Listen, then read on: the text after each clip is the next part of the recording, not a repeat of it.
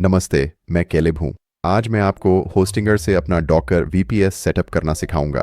यदि आप डॉकर के साथ काम करना चाहते हैं पर पता नहीं कहाँ से शुरू करें या वीपीएस सेटअप और ऐप्स डिप्लॉय करने का आसान तरीका चाहते हैं तो यह वीडियो आपको पूरे प्रोसेस में गाइड करेगा। हम एक रेडीमेड वीपीएस टेम्पलेट चुनने से शुरू करेंगे जिसमें डॉकर चलाने के लिए आपको जो भी चाहिए वह सब पहले से इंस्टॉल होता है। इसके बाद मैं आपको बताऊंगा कि कैसे सेटअप को कस्टम डोमेन और सिक्योरिटी सर्टिफिकेट से सुरक्षित और सुलभ बना सकते हैं। और इस वीडियो के अंत तक आपके पास एक क्लीन डॉकर रेडी वीपीएस होगा जो सेटअप होगा और आपके पहले प्रोजेक्ट के लिए तैयार रहेगा। चलिए आगे बढ़ते हैं, शुरू करते हैं। हम वीपीएस प्लान चुनने से शुरुआत करेंगे। आप किसी भी होस्टिंग या वीपीएस प्लान पर 10% की छूट पा सकते हैं। छूट के लिए स्क्रीन लिंक या डिस्क्रिप्शन का पहला लिंक देखें। यह हमारा स्पेशल पार्टनर लिंक है और यह अपने आप कूपन कोड लागू कर देगा और सुनिश्चित करेगा कि आपको सबसे अच्छा डील मिले। जब आप उस लिंक पर जाएंगे तो आपको इस पेज पर लाया जाएगा। यहाँ से मैं क्लेम डील पर क्लिक करूंगा और ये हमें वीपीएस प्लान्स तक ले जाएगा। इस ट्यूटोरियल के लिए मैं KVM2 प्लान चुनूंगा। यह हमें 2 virtual CPU core, 8 gigabyte RAM, एक 100 गीगाबाइट NVMe डिस्क स्पेस और 8 टेराबाइट बैंडविड्थ देगा। यह डॉकर को आसानी से चलाने के लिए पर्याप्त पावर और जगह है। अगर आपको बाद में कभी ज़्यादा या कम परफॉर्मेंस की ज़रूरत हो तो आप अपना प्लान कभी भी अपग्रेड या डाउनग्रेड कर सकते हैं। लेकिन इस वीडियो के लिए मैं KVM2 के साथ जाऊंगा तो चूज प्लान पर क्लिक करूंगा। अगला कदम है हम अपनी बिलिंग टर्म चुन सकते हैं। डिफ़ॉल्ट रूप से यह 24 महीनों पर सेट है जिससे आपकी बचत अधिकतम होगी और आपको एक फ्री डोमेन भी मिलेगा। आप इसे 24 महीनों से बदलकर 12 महीनों या 1 महीने के प्लान में भी बदल सकते हैं। मैं सलाह दूंगा कि कम से कम 12 महीने का प्लान लें। इससे भी आपको काफ़ी बचत होगी और वह फ्री डोमेन भी मिलेगा। और इस वीडियो के लिए मैं 12 महीने के प्लान के साथ जाऊंगा। इसके ठीक नीचे आप डेली ऑटो बैकअप्स चालू कर सकते हैं। यह आपके वीपीएस डेटा का हर दिन बैकअप लेगा जिससे आपका डेटा सुरक्षित और आसानी से रिस्टोर होगा। इस वीडियो के लिए मैं इसे बंद ही रहने दूंगा। अब अगला कदम है हम सर्वर लोकेशन चुन सकते हैं। डिफ़ॉल्ट रूप से होस्टिंगर आपके लिए सबसे अच्छी लेटेंसी वाला सर्वर लोकेशन चुन लेता है तो मैं इसे ऐसे ही छोड़ दूंगा, यह डिफ़ॉल्ट है। अब सबसे नीचे जाकर हमें अपना ऑपरेटिंग सिस्टम चुनना होगा। आगे बढ़ें और इसे प्लेन OS से OS विथ पैनल में बदलें और हम यहाँ डॉकप्लॉय टेम्पलेट ढूंढेंगे। मैं आगे बढ़कर इसे यहाँ क्लिक कर देता हूँ। अब इस टेम्पलेट के साथ डॉकर कंपोज और एक विजुअल इंटरफेस डॉकप्लॉय पहले से ही इंस्टॉल मिलेगा। इसका मतलब है कि डॉकर के साथ काम शुरू करने के लिए आपको जो भी चाहिए वह सब कुछ अपने आप तैयार रहेगा। डॉकप्लॉय डॉकर के लिए एक सरल कंट्रोल पैनल की तरह काम करता है तो आपको जटिल कमांड्स चलाने की बजाय आप अपने कंटेनर्स, इमेजेस और सर्विसेज को एक साफ सुथरे डैशबोर्ड से मैनेज कर सकते हैं। यह डॉकर के वर्कफ्लो के साथ सहज होने का एक शुरुआती अनुकूल तरीका है और मैं शुरुआती लोगों को डॉकप्लॉय इस्तेमाल करने की सलाह देता हूँ। यहाँ से डॉकप्लॉय टेम्पलेट चुने जाने के बाद नीचे जाएं और कन्फर्म पर क्लिक करें।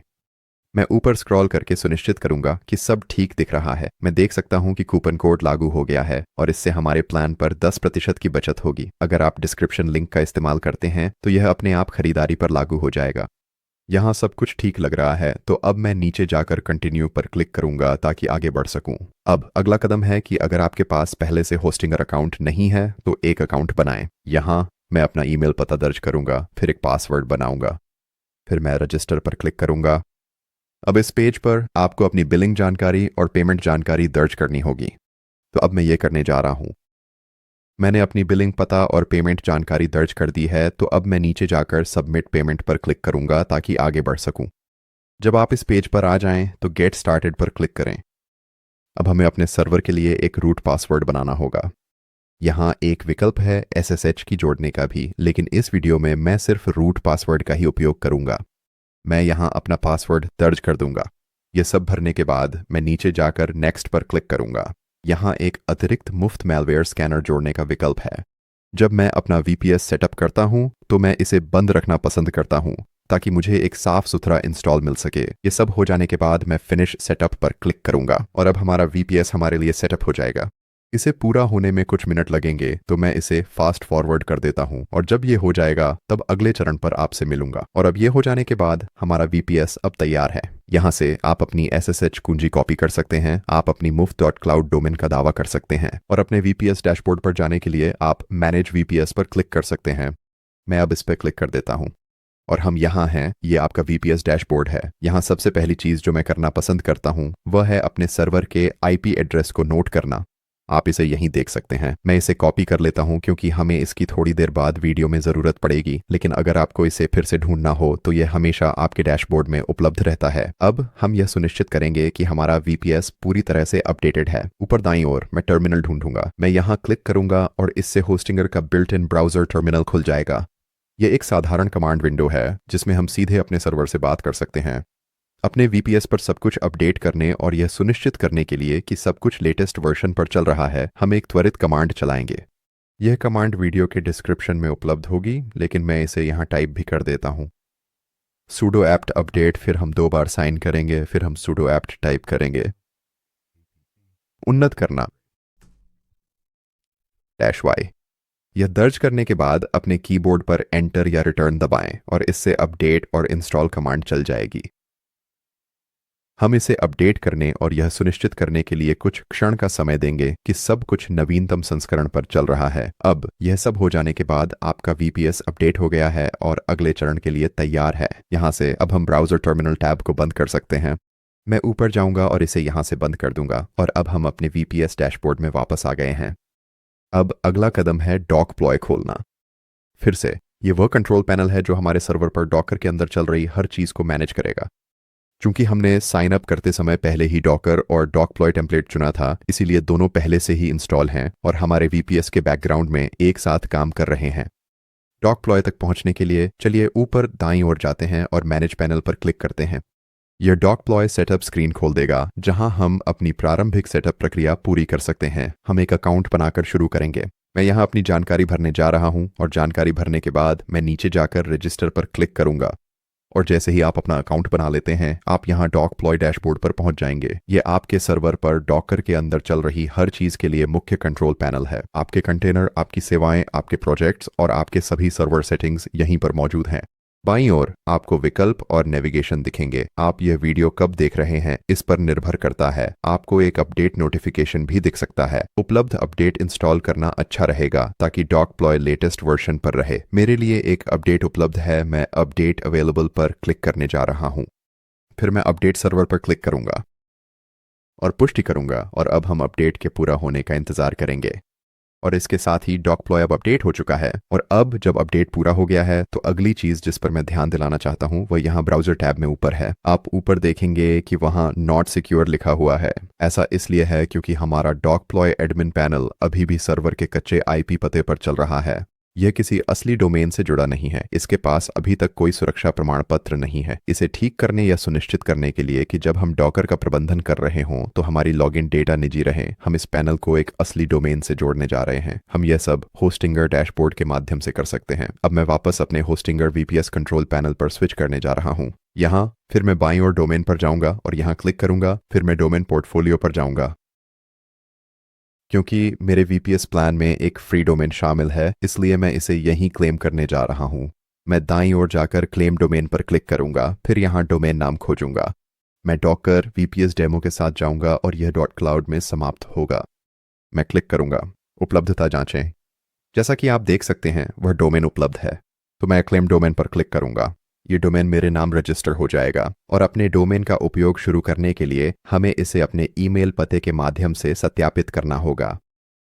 एक बार जब आप अपना फ्री डोमेन क्लेम कर लेते हैं और रजिस्ट्रेशन प्रक्रिया पूरी हो जाती है तो आपको ऐसा एक ईमेल मिलेगा। यहाँ आपको बस वेरीफाई ईमेल पर क्लिक करना है। फिर मैं कन्फर्म पर क्लिक करूंगा और अब हमारा डोमेन सत्यापित हो गया है और उपयोग के लिए उपलब्ध है। ठीक है, अब जब हमने अपना डोमेन सत्यापित और क्लेम कर लिया है, मैं अब इस पेज पर वापस जाऊंगा और कंटिन्यू पर क्लिक करूंगा। यहाँ से मैं स्किप पर क्लिक करूंगा। फिर बाईं ओर मैं DNS और नेम सर्वर्स पर जाऊंगा। इसके बाद मैं नीचे स्क्रॉल करूंगा और यहाँ अपने DNS रिकॉर्ड्स ढूंढूंगा। जब भी आप कोई नया डोमेन लेते हैं तो उसमें कुछ डिफ़ॉल्ट DNS रिकॉर्ड्स होते हैं जिन्हें हमें डिलीट करना होगा। पहला रिकॉर्ड सबसे ऊपर है और आप देखेंगे कि इसे CNAME के रूप में लेबल किया गया है। और फिर सबसे नीचे आपको एक डिफ़ॉल्ट A रिकॉर्ड मिलेगा। हम इन्हें नहीं रखना चाहते क्योंकि हम सब कुछ अपने खुद के VPS पर होस्ट कर रहे हैं। तो अगर हम डिफ़ॉल्ट रिकॉर्ड्स यहाँ छोड़ देंगे तो हमारा डोमेन नहीं जान पाएगा कि ट्रैफिक कहाँ भेजना है। तो यह सुनिश्चित करने के लिए कि सब कुछ सही से चले, हम इन दोनों रिकॉर्ड्स को डिलीट करने वाले हैं। तो मैं सबसे पहले नीचे वाले A रिकॉर्ड को डिलीट करूंगा। मैं यहाँ डिलीट पर क्लिक करूंगा फिर मैं वापस ऊपर स्क्रॉल करूंगा और उस डिफ़ॉल्ट सीनेम रिकॉर्ड को ढूंढूंगा और इसे भी डिलीट कर दूंगा। और अब जब ये हो गया है तो हम अपने खुद के रिकॉर्ड्स जोड़ने जा रहे हैं जो सीधे हमारे वीपीएस की ओर इशारा करेंगे। सबसे पहले मैं एक नया ए रिकॉर्ड जोड़ने जा रहा हूँ। नाम के लिए मैं इसे सिंबल ही रहने दूंगा और वैल्यू के लिए मैं अपने वीपीएस का आईपी एड्रेस पेस्ट करूंगा। अगर आपको याद हो तो वीडियो की शुरुआत में मैंने कहा था कि अपने वीपीएस का आईपी एड्रेस लिख लें या कॉपी कर लें, और अगर आपको इसे ढूंढना है तो आप अपने वीपीएस डैशबोर्ड पर वापस जाकर वहां से देख सकते हैं। फिर टीटीएल के लिए मैं इसे 300 पर बदल दूंगा। ये बस ये सुनिश्चित करेगा कि यह बदलाव हमारे डोमेन पर जल्दी लागू हो जाए। अब जब ये हो गया है तो मैं ऐड रिकॉर्ड पर क्लिक करूंगा। अब हमने अपना पहला नया डीएनएस रिकॉर्ड जोड़ लिया है। अब अगले रिकॉर्ड के लिए हम नाम को ऐट सिंबल से बदलकर www कर देंगे। बाकी सभी सेटिंग्स को हम वैसे ही छोड़ देंगे। एक बार फिर ऐड रिकॉर्ड पर क्लिक करें, फिर कॉन्फर्म पर क्लिक करें। अब हमने अपना दूसरा डीएनएस रिकॉर्ड जोड़ लिया है। अब हम एक और रिकॉर्ड जोड़ने जा रहे हैं, लेकिन नाम को www से बदलकर एडमिन कर देंगे। यह वह डोमेन है जो खास तौर पर हमारे डॉक प्ले डैशबोर्ड की ओर इशारा करेगा, और यहाँ आप मूल रूप से अपने मुख्य डोमेन से एक सब डोमेन बना रहे हैं। तो अपने डॉकप्लॉय एडमिन डैशबोर्ड तक पहुंचने के लिए मेरे मामले में मैं admin.dockervpsdemo.cloud टाइप करूंगा। इस तरह मैं कभी भी आसानी से अपने डॉकप्लॉय एडमिन कंट्रोल पैनल तक पहुंच सकता हूं। ये हो जाने के बाद चलिए फिर से ऐड रिकॉर्ड पर क्लिक करते हैं और कंफर्म करते हैं। अब हमने अपना तीसरा और अंतिम डीएनएस रिकॉर्ड जोड़ लिया है। अब हमने ये सभी डीएनएस रिकॉर्ड जोड़ दिए हैं, लेकिन यह प्रक्रिया बैकग्राउंड में काम करने में थोड़ा समय ले सकती है। इसीलिए अगर आपके डोमेन पर बदलाव दिखने में थोड़ा अतिरिक्त समय लगे तो निराश न हो। और अब हमारा डोमेन ठीक ठीक जानता है कि हमारा वीपीएस कहाँ है, लेकिन हम अभी आधे रास्ते पर ही हैं। हमें अभी भी डॉकप्लॉय को यह बताना है कि उसके एडमिन पैनल के लिए किस डोमेन का उपयोग करना है, और ऐसा करने से ही हम सुरक्षा प्रमाण पत्र जारी कर पाएंगे और डैशबोर्ड को पूरी तरह सुरक्षित बना पाएंगे। तो अब मैं आगे बढ़कर वापस डॉकप्लॉय पर स्विच करूंगा। मैं ऊपर जाऊंगा और अपने डॉकप्लॉय टैब पर जाऊंगा। फिर मैं वेब सर्वर पर क्लिक करूंगा और यहां मैं अपना डोमेन दर्ज कर सकता हूं। मेरे मामले में मैं यहां admin.dockervpsdemo.cloud टाइप करूंगा, और आपके मामले में आप यहां अपना खुद का डोमेन दर्ज करेंगे। लेट्स एनक्रिप्ट ईमेल के लिए आप कोई भी ईमेल पता चुन सकते हैं जो आप चाहें, और यहां हम अपना SSL प्रमाण पत्र ऑन करने जा रहे हैं। इसे यहां ऑन करें और प्रमाण पत्र प्रदाता के लिए सुनिश्चित करें कि आपने लेट्स एनक्रिप्ट चुना हुआ है। ये सब करने के बाद चलिए सेव पर क्लिक करते हैं, और अब वह नया डोमेन असाइन कर दिया गया है। और अब अगर आप ऊपर देखें तो आप देख सकते हैं कि अभी भी यह नॉट सिक्योर दिखा रहा है। तो हमें एक नया टैब बनाना होगा और यह सुनिश्चित करना होगा कि जो डोमेन हमने असाइन किया है वह सही से काम कर रहा है। इसके लिए मैं इस डोमेन को कॉपी करूंगा और एक नया टैब खोलूंगा। मैं यहाँ डोमेन पेस्ट करूंगा और अपने कीबोर्ड पर एंटर दबाऊंगा। और अब अगर मैं साइट सेटिंग्स में जाऊं तो आप देखेंगे कि कनेक्शन अब सुरक्षित है। यहाँ से आपको बस अपने docpoi अकाउंट में साइन इन करना है। मैं लॉगिन पर क्लिक करूंगा। अब हमारा docpoi एडमिन कंट्रोल पैनल 100% सुरक्षित है। और अब जब सब कुछ कनेक्टेड और सुरक्षित है तो हम डॉकप्लॉय में अपना पहला प्रोजेक्ट बना सकते हैं। प्रोजेक्ट बनाने के लिए मैं यहाँ ऊपर दाईं ओर जाऊंगा और क्रिएट प्रोजेक्ट पर क्लिक करूंगा। मैं अपने प्रोजेक्ट को एक नाम देकर शुरू करूंगा। मैं इसे नाम दूंगा डॉकर वीपीएस सेटअप। अगर आप चाहें तो एक विवरण भी जोड़ सकते हैं। यहाँ से मैं क्रिएट पर क्लिक करूंगा, और अब हमने अपना पहला प्रोजेक्ट बना लिया है। डॉकप्लॉय में एक प्रोजेक्ट मूल रूप से आपका वर्क स्पेस होता है। यही वह जगह है जहां आप जो भी डिप्लॉय करेंगे उसे व्यवस्थित करेंगे। सर्विस बनाने के लिए ऊपर दाईं ओर जाएं और क्रिएट सर्विस पर क्लिक करें, और यहां आप एक एप्लीकेशन, एक डेटाबेस बना सकते हैं। आप डॉकर, कंपोज, टेम्पलेट्स और एआई असिस्टेंट्स का उपयोग कर सकते हैं, और ये सभी चीज़ें आपके प्रोजेक्ट के भीतर इसी एक साझा स्थान में संचालित होंगी।